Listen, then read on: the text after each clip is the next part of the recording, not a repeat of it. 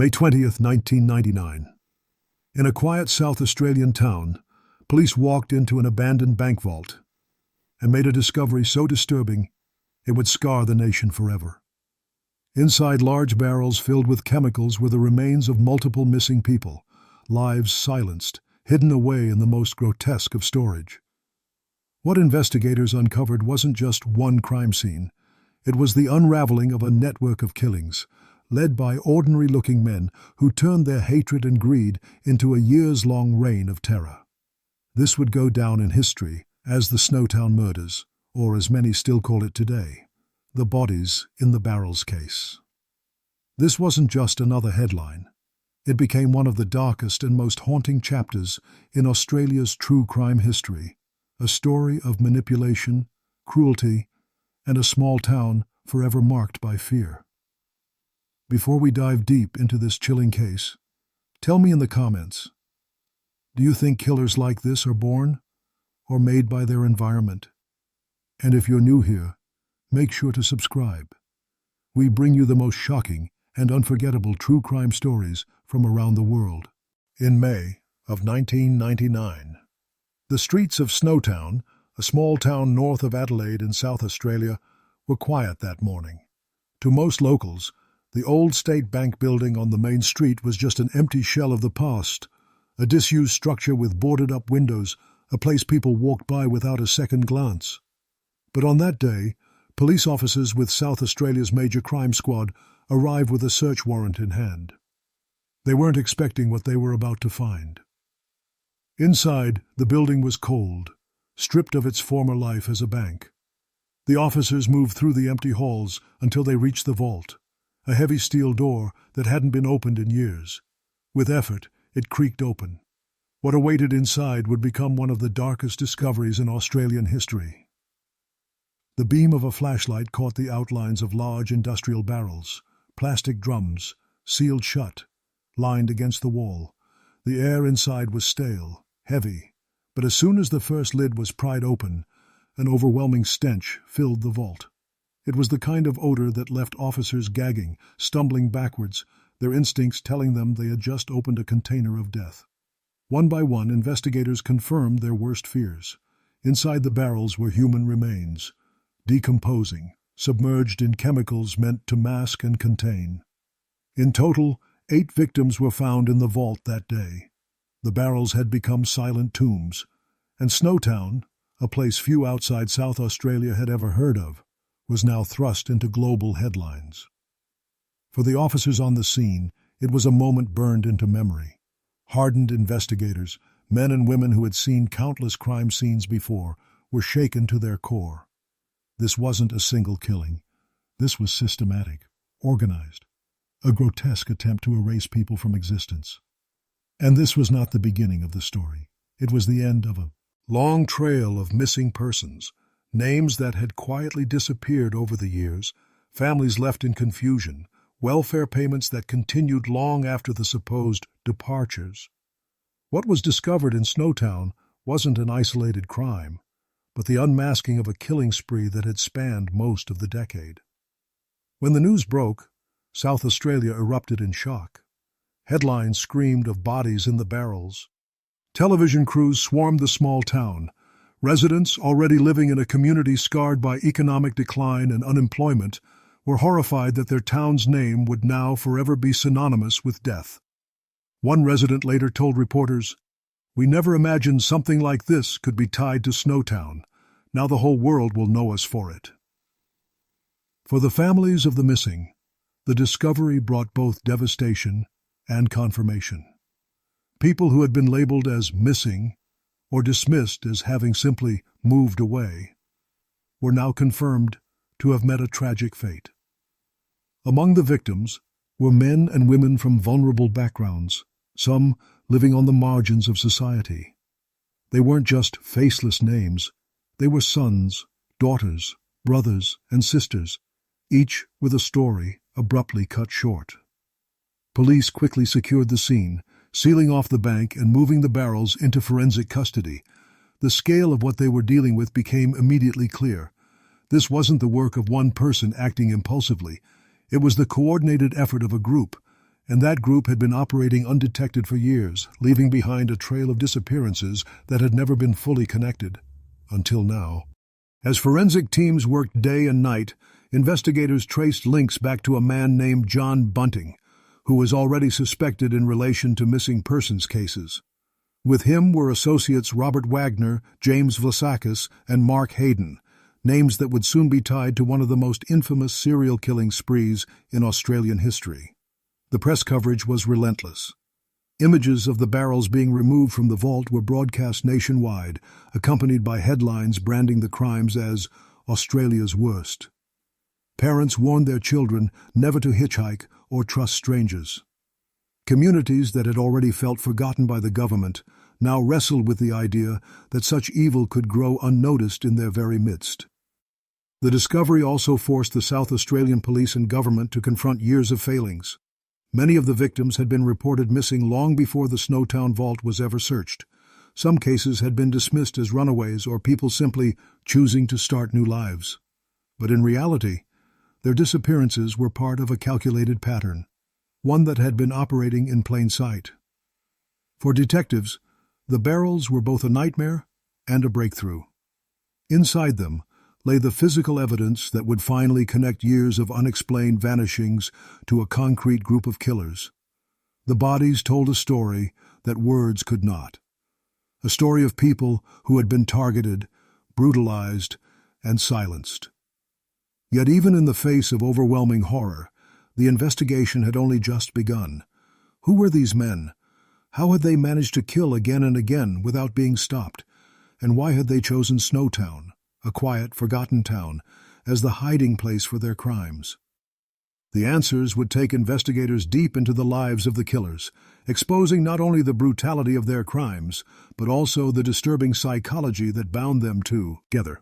As one officer would later say, "This case was unlike anything Australia had ever seen. It wasn't just about killing, it was about domination, control, and a twisted idea of cleansing society." The barrels in Snowtown marked the end of the killer's reign, but also the beginning of Australia's longest and most chilling murder investigation, a story that would stretch back years, revealing betrayal, manipulation, and a trail of victims who never stood a chance. And to truly understand how Snowtown became a name synonymous with horror, we have to step back in time. To the early 1990s, when a man named John Bunting began gathering a following, and when the first victims quietly disappeared. It is important that you understand in the 90s, for families living in outer suburbs of Adelaide and in regional towns like Salisbury, Elizabeth, and eventually Snowtown, life was marked by struggle. Drugs and alcohol seeped into these neighborhoods, and trust in government services was wearing thin. People often felt abandoned, like nobody in power cared about their lives. It was in this climate of hardship and suspicion that John Bunting began to thrive. He was not just another face in the crowd. Bunting was outspoken, opinionated, and he fed on the discontent around him. He would sit at kitchen tables or stand outside in driveways, telling neighbors that the system was corrupt, that predators and undesirables were everywhere, and that someone needed to take action. The people listening weren't living glamorous lives. Many of them were on the edge, struggling to feed their families, dealing with fractured relationships, or living with personal trauma. Bunting's words tapped into their anger, their feeling that society had failed them. He painted himself not as a criminal, but as a kind of vigilante, a man who saw evil where authorities supposedly turned a blind eye. Robert Wagner, who shared his hatred and followed his lead. James Vlasakis, a much younger man drawn in through manipulation, and Mark Hayden, whose role became one of concealment and cover. Together, they formed a group that justified its crimes under the mask of ideology. They claimed they were protecting society, that their victims were people who deserved it. But behind those words was a far simpler truth: greed and control. Many of the victims were chosen not just because they fit the killer's twisted view of undesirable, but because they were vulnerable and could be exploited. Their bank accounts, their benefit payments, their identities, all became tools for the group to use. For the victims, Life in 1990s South Australia meant vulnerability in plain sight. They were men and women already struggling with poverty, disability, or personal challenges. They trusted the wrong people, often because those people were neighbors or acquaintances. When they went missing, their absence didn't spark immediate alarms. Police at the time were overwhelmed with cases, and in some instances, missing persons reports were brushed aside as people choosing to move away. This climate of neglect, both economic and social, allowed the killers to operate for years without raising serious suspicion. Families were left asking questions that went unanswered. Communities whispered about people who had suddenly vanished, but without hard evidence, the whispers never turned into action. The media frenzy painted Snowtown as a place cursed by horror. But the truth was far more complex. The crimes didn't happen because of Snowtown. They happened because of a network of manipulation, fueled by a man who thrived in a climate of anger and despair, and because for far too long nobody stopped to connect the missing pieces. The stage was set. John Bunting had found both his voice and his followers. The economic decay and isolation of the 1990s gave him fertile ground. And soon, words of anger would transform into deadly action. Because in 1992, a man named Clinton Trezise would vanish, the first known victim in a chain of murders that would stretch across the decade. But before we talk about his crimes and how he became the ringleader, we have to step back into his childhood. Bunting was born in 1966 in Inala, a suburb of Brisbane. Accounts from his early years describe a boy who was angry and isolated. He was reportedly bullied at school, and those experiences shaped a deep, festering resentment. Instead of finding resilience, he nurtured hatred. He began to lash out at others, and over time, that anger solidified into an obsession with people he decided were less than him. As he grew older, Bunting developed a disturbing interest in domination. Reports presented in court later revealed that he kept a kind of hate wall in his home, a collection of notes, insults, and names of people he despised. He wrote derogatory labels beside photographs, creating a shrine of contempt. It was here that his twisted sense of mission took root. He told himself he wasn't just angry, he was justified, that he was taking on the role of a vigilante. But John Bunting was not a lone, ranting figure. His true power came from his ability to manipulate others. He was charismatic in a quiet, dangerous way. He knew how to find people who felt vulnerable, and he offered them belonging. He framed himself as someone who could protect them, and in return, he demanded loyalty. By the time he moved into a house in Salisbury North, Bunting had begun building his circle. Robert Wagner became one of his closest allies, echoing his ideology. But before the group fully formed, Bunting tested his resolve on his own. In 1992, a man named Clinton Trezise vanished. Clinton was just 22 years old, described by friends as quiet and good-natured, someone trying to navigate early adulthood. His disappearance didn't set off alarms at the time. Police treated it as just another missing person case. But years later, his name would be confirmed as the first known victim of Bunting's reign. It was with Clinton's disappearance that Bunting crossed the line from hateful talk to lethal action. Once he stepped over that boundary, there was no turning back. The so-called mission he described to others began to take shape. And soon, more people would vanish. For those around him, Bunting masked his actions behind a facade of normal life. He hosted barbecues, fixed cars, and cracked jokes with neighbors. People described him as ordinary, even friendly at times. But behind closed doors, he was grooming his circle into a network of followers who believed they were doing something bigger than themselves. Robert Wagner was the first to fall under Bunting's spell. Wagner's early life was scarred by instability. Born in 1971, he grew up in a household where domestic struggles shaped him into someone desperate for stability and direction. When he met Bunting in the early 1990s, he was a young man searching for identity. Bunting offered him more than friendship. He offered purpose. By the mid-1990s, the two were inseparable. And for Bunting, Wagner's loyalty was priceless. If Wagner was the enforcer, James Vlasakis was the protege. Born in 1979, James was just a teenager when he encountered Bunting. His childhood had been fractured, marked by instability, family troubles, and experiences that left him deeply insecure. By the time he was a young man, James was searching desperately for a figure of guidance. He found that in Bunting. Bunting played the role of mentor, even father figure. He welcomed James into his home, treated him with attention, and gradually exposed him to conversations about crime, morality, and the supposed mission of cleansing society. Then there was Mark Hayden. Born in 1958, Hayden was older than the others. His role was different. Not the enforcer, not the protege, but the silent accomplice. He was described as awkward, socially isolated, a man often overshadowed by others. Bunting saw him as useful. Hayden wasn't aggressive like Wagner, nor malleable like Vlasakis, but he had something else: access. He lived in a property that would later become central to the crimes. He was willing to keep secrets, to look the other way, and eventually to assist with covering tracks. Prosecutors later painted Hayden as the cleanup man.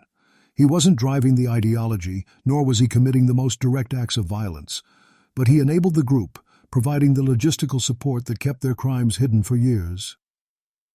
Psychologists later compared the group to a cult-like structure. Bunting's ideology created a bond among them, convincing each that they were part of something bigger than themselves. This group psychology is what allowed ordinary men, neighbors, partners, even family members, to participate in extreme acts that horrified the nation. To outsiders, it seemed unthinkable that a man living in a modest suburban home could command such control over others. But this was Bunting's skill. He didn't just kill, he built an environment of fear and loyalty where those around him felt complicit, guilty, and bound to him in ways that were almost impossible to break. Police at the time had no idea that a leader like this was operating within their communities. Missing persons reports were filed, yes, but they weren't connected. It would take years, and many more victims, before the truth about John Bunting began to surface. By then, his circle of followers was fully formed, and the group's crimes were escalating in both number and cruelty. The image of Bunting sitting in that shed, whispering about who deserved to go, was not just talk. It was the seed of a killing campaign that would grow unchecked through most of the 1990s. And as his circle tightened, the first real cracks began to appear. Because the next disappearances would not be overlooked as easily as Clinton Trezise's. It's easy to talk about the group in terms of roles and crimes, but behind their actions were real people. Victims like Thomas Trevelyan, a man with mental health struggles who trusted the wrong people, or Barry Lane, whose life intersected with Bunting's circle in ways that would prove fatal. These weren't faceless names. They were individuals who deserved dignity and safety. Instead, they became targets of a twisted ideology carried out by a small group of men who believed they had the right to decide who should live and who should be silenced. For the families left behind, the pain was indescribable. Missing person posters, unanswered phone calls, and the growing suspicion that something was terribly wrong haunted them for years. Small communities whispered about Bunting's influence, about Wagner's loyalty, about strange behavior at Hayden's property. Few could have imagined the scale of what was happening, but unease was growing. By the late 1990s, police began to notice patterns, links between missing persons, welfare fraud, and the same small group of men.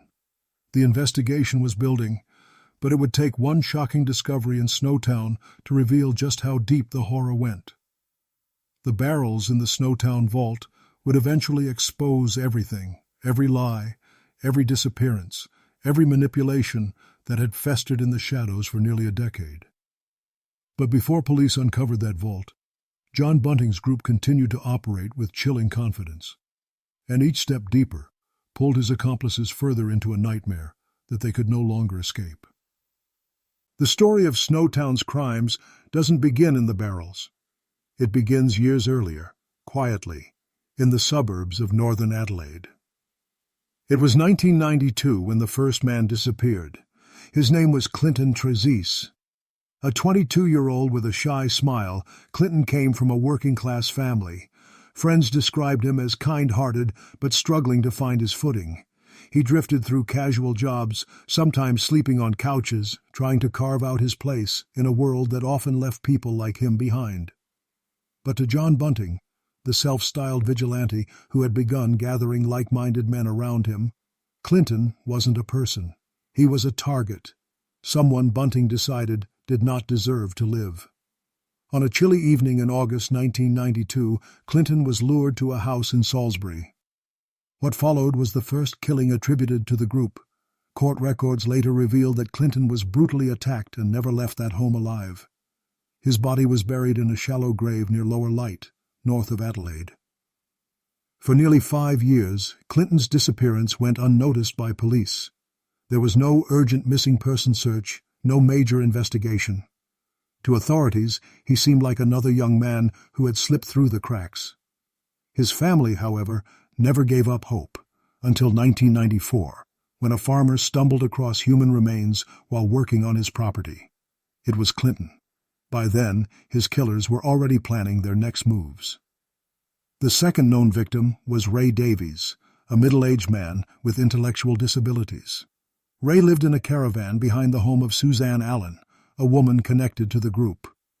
Vulnerable and dependent, Ray became an easy mark for Bunting and his growing circle. Court evidence later showed that Bunting despised people he considered weak or different. He told his accomplices that Ray needed to be dealt with. In 1995, Ray vanished. His body was never recovered, but later testimonies from accomplices confirmed he was silenced on Bunting's orders. To those who knew Ray, his disappearance was heartbreaking. He wasn't dangerous. He wasn't a criminal. He was simply a man living quietly on the margins of society. But in Bunting's twisted worldview, that made him expendable. Then came Suzanne Allen herself. Once a friend, once a link in their chain, Suzanne became the group's next target. By 1996, she had grown close to the killers, but also knew too much. When Suzanne died, her body was stored in a barrel before later being discovered. Her death blurred the line between ally and victim, a chilling reminder that no one was truly safe around John Bunting. At this stage, police were barely aware of the storm gathering in South Australia. Each disappearance was treated as isolated, even expected. Vulnerable people, young men, those with disabilities, people on welfare, or living on society's fringes, weren't considered priorities. There were missing persons reports, but little follow-through. Clinton was written off as a drifter, Ray as someone who moved on. Suzanne's case was murkier, with confusion over whether she'd truly gone missing. This pattern of dismissal allowed the group to operate undetected. They were emboldened, convinced they could continue eliminating people without consequence. Inside their small world, the killers framed these acts as justice. Bunting cast himself as a crusader, punishing those he claimed were predators or blights on society. To his accomplices, he spun stories of protecting children, cleansing the community, and standing up where the government had failed. But these were lies. The victims were not predators. They were neighbors, friends, and family members. They were chosen because they were vulnerable, easy to manipulate, easy to disappear. What makes these first murders especially chilling is how personal the betrayals were. Clinton had been welcomed into their circle before being turned on. Ray relied on people he thought were his protectors. Suzanne, once an insider, was ultimately discarded when she became inconvenient. These weren't random attacks by strangers in the dark. They were betrayals from people the victims knew, trusted, and lived alongside. That intimacy, that cold decision to erase someone close, was the foundation of the group's violence. At the time, the wider public had no idea what was happening. In northern Adelaide, people gossiped about disappearances, but little more. To the community, these were isolated tragedies, not connected threads in a growing web. The idea that a coordinated group of killers was operating right under their noses was unthinkable. But behind closed doors, the killers were growing bolder. Each disappearance reinforced their belief that no one would stop them. Each police file closed without answers was seen as proof that their mission could continue unchecked. By 1994, the groundwork for the Snowtown murders was in place. The first lives had been stolen. Vulnerable people were vanishing, and the authorities were barely noticing. The killers had tested their methods, luring, manipulating, silencing, and covering their tracks. And with each step, John Bunting tightened his control over the group, weaving loyalty and fear into the men around him. The stage was set. The first murders had lit the fire. Now, with no one questioning them, the group would escalate.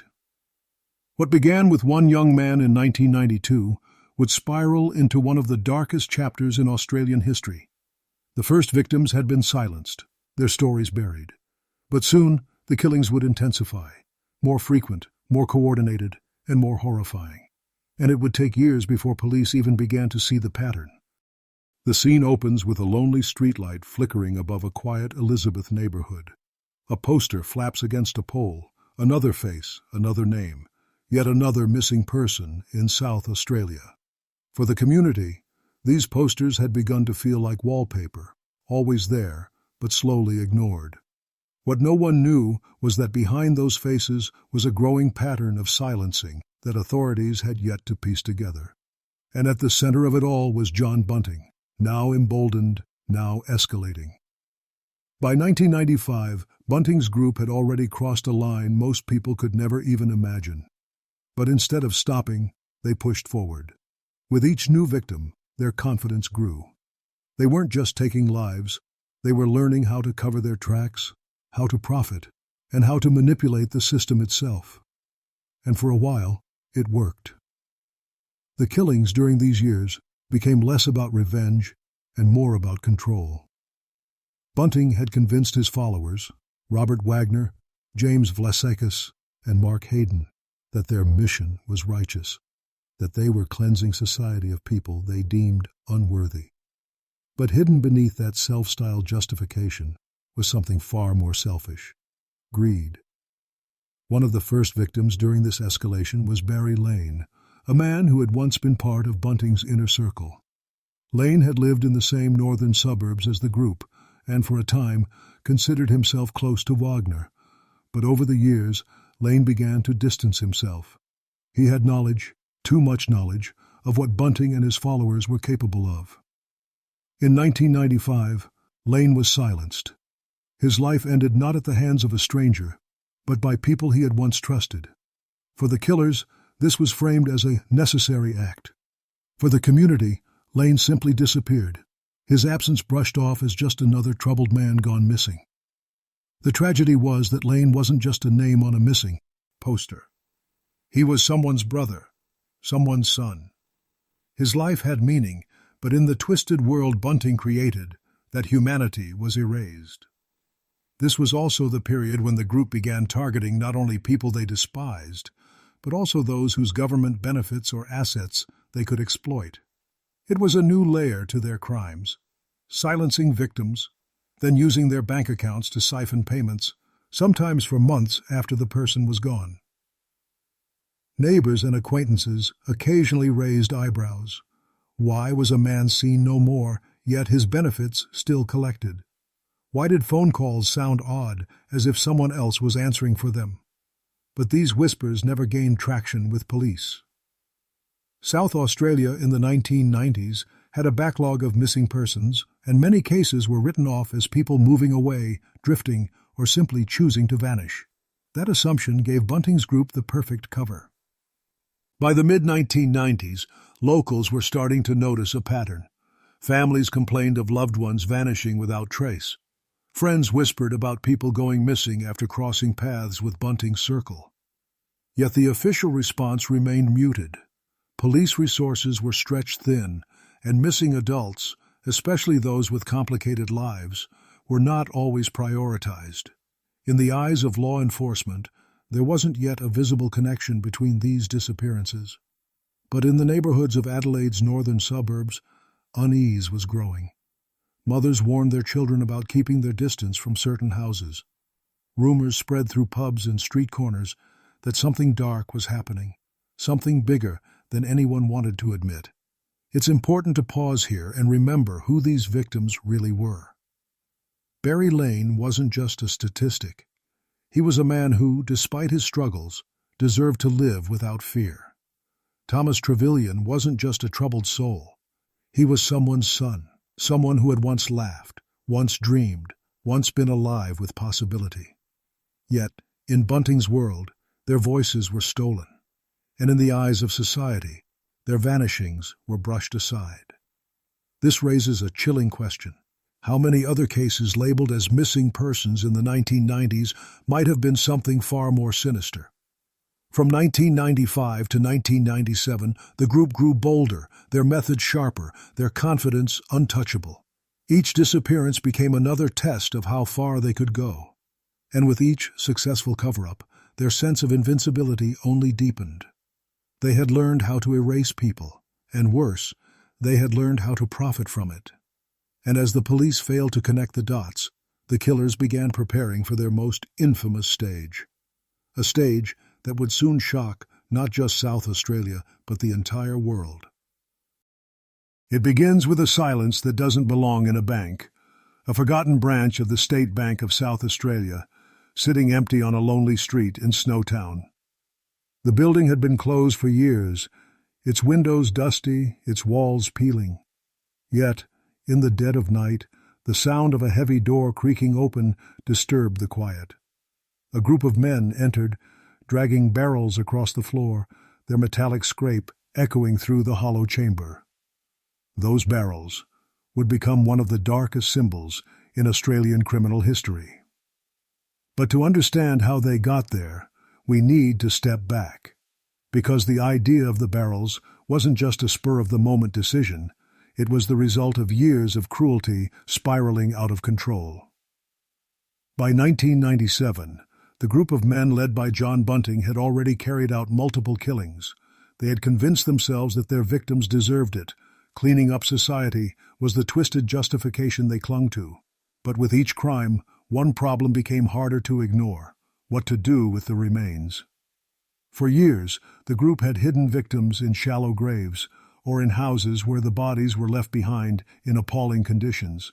But decomposition made these hiding spots risky. Neighbors noticed odors, suspicions were raised. They needed a new plan, a plan that would keep everything contained. And that's when the idea of the barrels was born. John Bunting, the dominant figure, was the one who set it into motion. He was calculating, always thinking 2 steps ahead. Bunting had grown bolder, more confident, but he was also increasingly paranoid. He worried about evidence, about discovery. To him, the barrels offered a solution, a way to store remains where they could be controlled, hidden, and even moved if necessary. Robert Wagner, his loyal partner in crime, quickly agreed. Wagner's devotion to Bunting meant he rarely questioned orders. If Bunting suggested it, Wagner enforced it. Together, they began sourcing large plastic barrels, sturdy enough to seal tightly. But they needed somewhere to keep them, somewhere out of sight. That's where Mark Hayden came in. Unlike the others, Hayden was not as directly involved in the violence.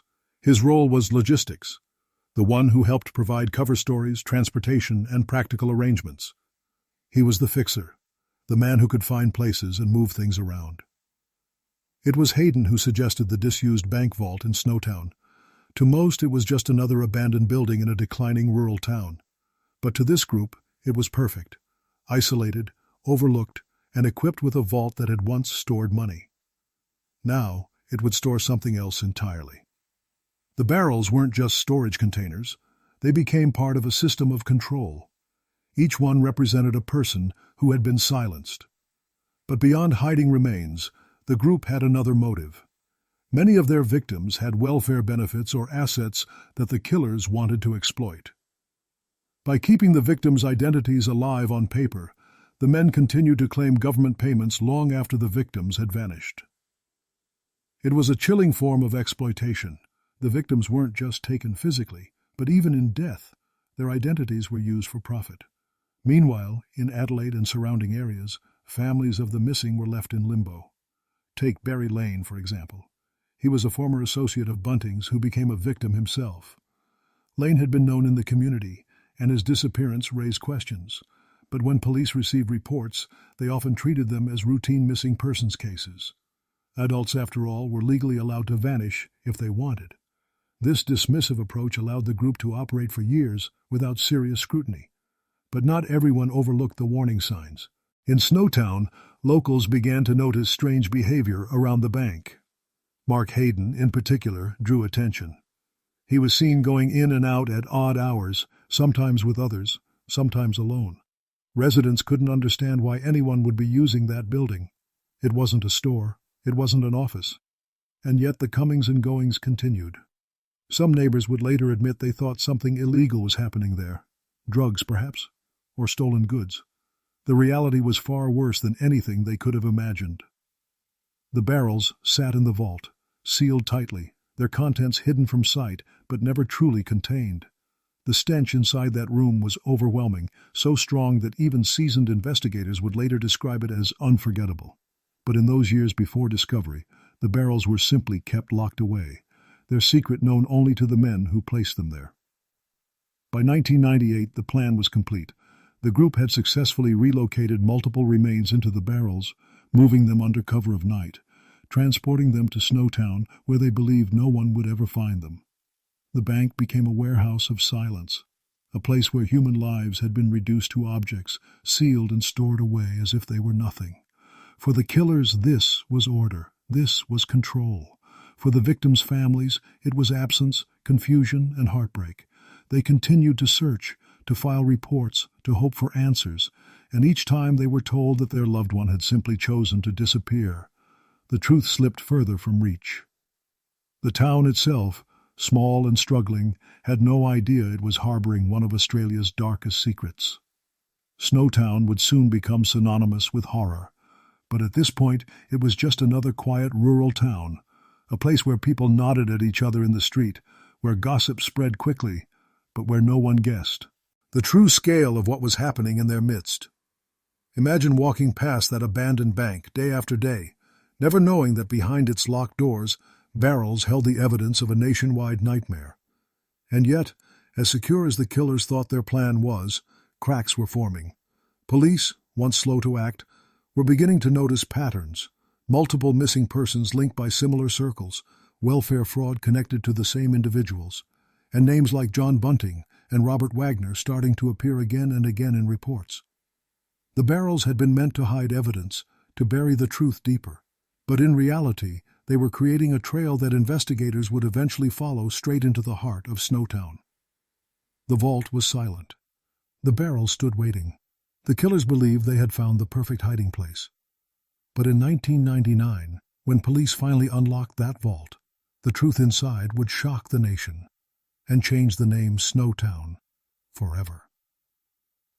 When investigators forced open the vault door and stepped into that room, what they found didn't just uncover a crime. It revealed the scale of a nightmare Australia had never seen before. It started not with a scream, not with a discovery in the dark, but with something far more mundane: paperwork. In 1998, welfare officers in South Australia noticed something odd. Certain benefit payments, meant for people who hadn't been seen in months, sometimes years, were still being collected. To the welfare department, this was simply suspicious fraud. But, for detectives, it would become the first loose thread that unraveled one of the darkest chapters in Australian crime history. At first, investigators believed it was a matter of stolen identities. In the 1990s, social welfare fraud was hardly unusual. Names lingered in the system, and sometimes relatives or acquaintances siphoned off payments. But in this case, the inconsistencies were glaring. Reports from families who hadn't heard from loved ones clashed with welfare documents that insisted those people were alive and well. That contradiction raised alarms. Where were these so-called recipients? Why were the payments still active? And most chilling of all, who was really collecting them? Detectives began quietly digging, opening what seemed to be a routine fraud inquiry. But almost immediately, they realized the scale was bigger than expected. Dozens of names came up. Men and women who had simply vanished from South Australian towns between 1992 and 1998. They weren't just missing. They were untraceable. Their bank accounts were being used, their welfare checks cashed. Phone taps were authorized. Surveillance teams shadowed the suspects, most notably John Bunting, his accomplice Robert Wagner, and the younger men drawn into their circle. The police watched as these men lived seemingly ordinary lives in the northern suburbs of Adelaide. They worked odd jobs, spent time at pubs, and moved from house to house. On the surface, nothing screamed criminal enterprise. Yet the money trail told a different story. Behind closed doors, detectives began piecing together a disturbing timeline. Each missing person had once been part of the suspect's orbit: friends, acquaintances, neighbors, even partners. Many were marginalized, struggling with addiction, living with disabilities, or simply isolated from their families. The killers had chosen people who would not be missed quickly, if at all. When officers began mapping these disappearances, a pattern emerged. The same small circle of men seemed connected to nearly every case. Surveillance deepened. Wiretaps caught fragments of conversation, coded words, strange references to work, offhand mentions of moving things around. None of it was enough for a charge, but the language chilled investigators. Something sinister was being hidden in plain sight. Meanwhile, locals in Snowtown had started whispering. The small town, already struggling with unemployment and fading industry, had noticed strange comings and goings at the old State Bank building on Main Street. Windows were covered, doors locked at odd hours, and men carried heavy, barrel-shaped containers inside. To locals, it was puzzling. To detectives, once they caught wind of the rumor, it was a red flag. As investigators tied the fraud to physical locations, they began to suspect the missing weren't just alive under assumed identities. They were gone altogether. This was no longer just welfare fraud. This was potentially something far darker. By 1999, detectives had compiled enough intelligence to mount a focused operation. Covert officers shadowed the group relentlessly. Every bank withdrawal, every welfare payment, every movement in and out of Snowtown was documented. Still, the group was cautious. They had spent years operating under the radar, using victims' assets as camouflage. Police needed something concrete, evidence that would hold in court. Then came the breakthrough. While reviewing welfare and banking records, investigators discovered one of the supposed recipients had been sighted making withdrawals in Adelaide. Except when officers checked CCTV footage, the man wasn't the victim at all. It was one of the suspects, impersonating him. That was the smoking gun detectives needed to push harder. Search warrants were prepared. The Snowtown Bank building, the one locals had quietly feared for months, was placed under covert observation. Inside the investigation rooms in Adelaide, officers worked day and night to build their case.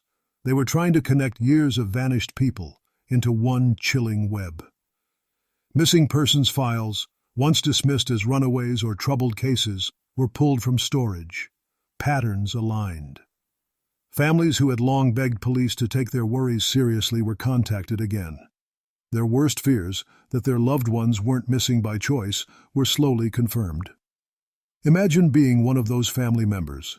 For years, you were told your son or brother had probably run away, or that he was just another troubled youth.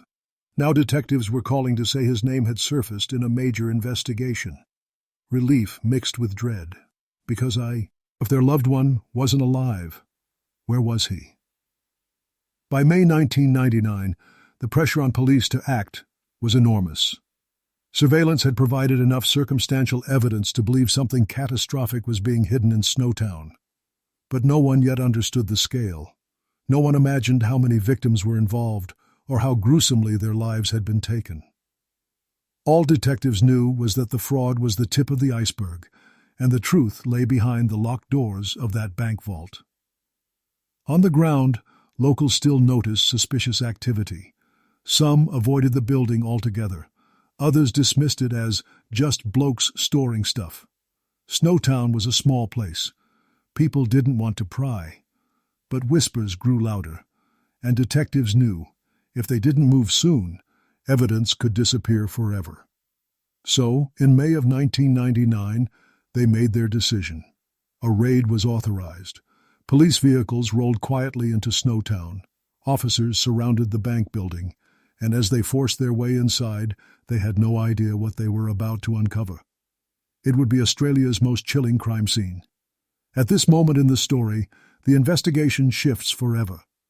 What began as a welfare fraud case explodes into one of the darkest discoveries in Australian history.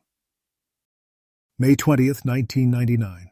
The small town of Snowtown, already quiet and weather-beaten, woke up to a sight they would never forget. Police vans lined the main street. Officers moved with urgency but also caution, their eyes fixed on a single, unassuming building, the disused bank on Elizabeth Street. To locals, it was just an abandoned shell, a relic of a time when Snowtown had more life. But to investigators, it had become the center of one of the darkest discoveries in Australian criminal history. Inside, hidden behind a heavy vault door, detectives found barrels. Ordinary on the outside, but inside. The evidence of lives silenced. The horror was undeniable, and yet this was just the beginning. Because now, the full machinery of the Australian justice system would turn its focus to the men responsible, and it would become the longest and one of the most harrowing trials the nation had ever seen. The operation began before dawn. Police had spent months preparing. Phone taps, surveillance, and undercover work had all led to this moment. The suspects were scattered across South Australia. John Bunting, the man believed to be the ringleader, Robert Wagner, his right hand, James Vlasakis, the youngest, and Mark Hayden, who had played a quieter but crucial role in helping cover up the crimes. When the raids were carried out, officers moved quickly. Neighbors reported seeing flashes of blue and red lights breaking the early morning darkness. The arrests were tense but calculated, with police determined to secure the suspects before word of the bank vault discovery spread. By the end of the day, South Australia Police had their men. The community was left stunned. Many had known these names. They were neighbors, acquaintances, people who shopped in the same stores and walked the same streets. The revelation that they were at the center of a killing spree shattered any illusion of safety in the tight-knit suburbs of Adelaide's north. As news of the arrests broke, the media descended. Journalists rushed to Snowtown, setting up cameras outside the bank and in front of courthouses. The phrase, "bodies in the barrels," would soon dominate headlines across Australia and beyond. For weeks, the small town became the focus of global attention. Reporters described the atmosphere as chilling, with locals too afraid to speak openly. Many said they felt their town's name was now permanently linked to something it had never asked for, an atrocity carried out not by Snowtown residents, but by outsiders who had used the town as a dumping ground for their crimes. The press coverage, while necessary, added another layer of pain. Families of victims were suddenly thrust into the spotlight, their grief magnified under the relentless gaze of cameras. Some spoke out, demanding justice. Others remained silent, consumed by shock. When the trial began, it quickly became clear that this case would be unlike anything Australia had seen before. 11 months, that's how long it stretched on. And at the center of it all was the testimony of James Vlasakis, the youngest member of the group. Vlasakis had been only a teenager when he was first drawn into the orbit of Bunting and Wagner. By the time of the trial, he had turned on his former companions, agreeing to testify in exchange for a lighter sentence. His accounts in court were chilling, not because of sensational details, but because of the matter-of-fact way he described how victims were chosen, manipulated, and ultimately silenced. He recounted how vulnerable people were targeted, those struggling with finances, addiction, or identity. He revealed how their bank accounts were drained, their belongings stolen, and their very existence erased as if they had never lived. The clinical precision with which he described these acts horrified not only the jury, but the nation following the proceedings through daily media updates. Every word from Vlasakis painted a picture of a network of cruelty, led by Bunting's ruthless charisma and Wagner's unwavering loyalty. His testimony connected the dots that police had spent years trying to piece together. And as each name of a victim was read aloud, their families sat in court, hearing how their loved ones' final moments had been orchestrated by men they had once trusted. The trial was a logistical marathon. Dozens of witnesses testified, hundreds of pieces of evidence were presented, and lawyers argued day after day about the extent of each man's involvement. The defense teams tried to distance their clients from the worst of the crimes, arguing over who had truly been responsible and who had merely followed. But the prosecution remained firm. This was not the work of one man, but of a group acting together. As the weeks turned into months, the strain on families, jurors, and even legal teams grew heavy. The sheer volume of evidence, combined with the disturbing nature of the crimes, made it one of the most emotionally exhausting trials in Australian legal history. Finally, after nearly a year, the verdicts were delivered. John Bunting and Robert Wagner were found guilty of multiple counts of murder. They would each receive 11 consecutive life sentences, with no possibility of parole, the harshest punishment available under Australian law. James Vlasakis, having cooperated with authorities, was sentenced to life with a minimum of 26 years before, for the possibility of release. Mark Hayden was convicted of assisting the killers and sentenced to 25 years. The courtroom was heavy with emotion as the sentences were read. For the families of victims, it was a moment of relief, but not closure. No verdict could bring back the lives lost, or undo the years of silence and deception. Still, for many, there was a sense that justice, however imperfect, had finally been served. Outside the courtroom, the public response was intense. People across Australia struggled to comprehend how such crimes had gone undetected for so long. The case sparked debates about how vulnerable individuals could be better protected, how welfare systems could be safeguarded from exploitation, and how communities could remain vigilant without succumbing to fear or suspicion. Snowtown itself would never be the same. For many Australians, the town's name became synonymous with the crimes, overshadowing its real history and community. Locals fought to reclaim their identity, but the shadow of the barrels would always linger. As the trial ended, many were left with questions that could never be fully answered. How had ordinary men carried out such extraordinary cruelty? How had a community failed to see the signs? And most haunting of all, could it happen again? The Snowtown case forced Australia to confront a chilling reality, that beneath the surface of everyday life, monsters could hide in plain sight. And while the verdicts brought an end to the legal chapter, the scars left behind would continue to shape the nation's memory. The trial was over. The sentences had been read. The killers who had haunted South Australia for years were finally locked away. But the story didn't end there. Picture this: a quiet town, no different than countless others in rural Australia. Faded shopfronts, a single pub, a post office, the kind of place where everyone knows everyone. Yet for Snowtown, this small community of barely 500 residents, its name would be etched into infamy. Forever. The discovery of those barrels in the old bank vault didn't just reveal a series of brutal crimes. It branded the town itself. Almost overnight, Snowtown stopped being a dot on the map and became a word synonymous with horror. Residents who had nothing to do with the killings suddenly carried the stigma. Business owners watched tourists drive through, not to visit, but to gawk. Families who had lived there for generations were forced to explain, again and again, we had nothing to do with it. Yet, no matter what they said, the shadow remained. How do you live in a place where the very name evokes fear? For the families of the victims, closure was complicated.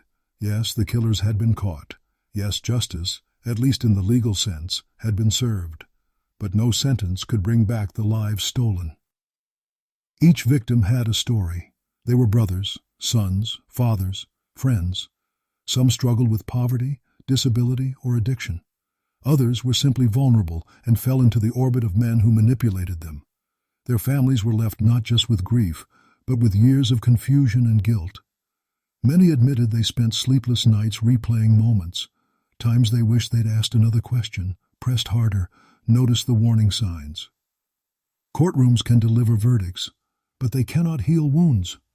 Even decades later, some families refuse interviews, choosing silence over reliving the nightmare. Others speak out, determined to make sure their loved ones aren't remembered just as victims in barrels, but as people who deserved better.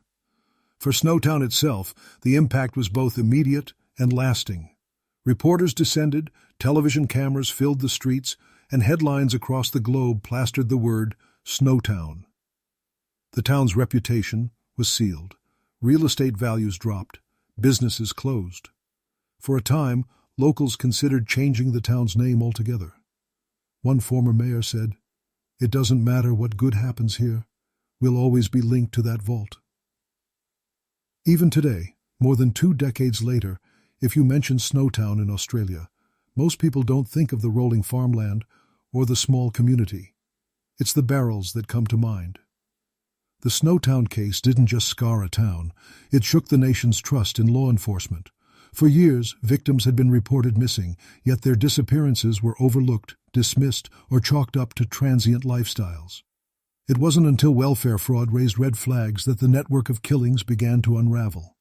Many Australians asked, how could so many people vanish, without authorities connecting the dots sooner? The case forced major reforms in how South Australia police handled missing persons. Systems were upgraded, communication between agencies improved, and databases became more centralized. There was a new recognition that people society deemed on the margins, those battling poverty, addiction, or disability, were just as deserving of attention and protection as anyone else. The police were forced to confront a hard truth. They had underestimated the scale of evil that could exist in plain sight. For everyday Australians, the Snowtown case struck a nerve. It wasn't a single killer lurking in the shadows. It was a group, ordinary-looking men who blended into communities, who could laugh at a barbecue one day and commit unthinkable acts the next. The fact that the crimes had gone undetected for so long fueled both fear and fascination. Parents warned their children about strangers. Neighbors eyed each other with suspicion, and true crime culture in Australia changed forever. Books, documentaries, and later a feature film would revisit the case, sparking debate about how much detail should be shown and whether retelling the story risked glorifying the killers. Survivors and families criticized media portrayals that sensationalized events, arguing that it only reopened wounds. Yet, as grim as the case was, it became impossible to ignore. The Snowtown murders weren't just a crime story. They were a mirror held up to society, revealing how cruelty can thrive when communities look away. It's easy, with time, for numbers to blur. 12 victims. 4 men convicted. A trial that lasted nearly a year. But numbers don't capture the silence at empty dinner tables, the birthdays never celebrated, the decades of trauma carried by those left behind. One victim's sister once said, "People call it the Snowtown case. But for us, it's not a case. It's our brother's life, and it's our lead." The sentence. That's the legacy. The ripple effect that extends far beyond a courtroom. Today, the bank building where the barrels were found still stands. Its weathered exterior gives little away, but for those who know the story, it is a haunting landmark. Locals avoid it. Visitors photograph it. Some call it cursed. Snowtown, despite its efforts to move forward, remains tied to that grim discovery. For many Australians, the town's name has become shorthand for evil, like a scar that will never fade. The Snowtown killings were not just crimes of violence. They were crimes of betrayal, manipulation, and silence. They revealed how vulnerable people could be exploited and discarded, and how entire systems could fail to notice until it was too late. And while the killers will spend the rest of their lives behind bars, the scars they left behind remain, etched into families, into a community, and into the very fabric of Australia's history. The Snowtown case left scars far beyond one small town. It shook Australia to its core and forced authorities to rethink how crimes like this could go undetected for so long. Even today, the name Snowtown carries a weight of fear and disbelief. And because Australia is a small country, there may be people listening right now who lived through this case firsthand. If we've missed something, share it in the comments. Your perspective matters. Don't forget to subscribe for more true crime stories that uncover the darkest chapters of history.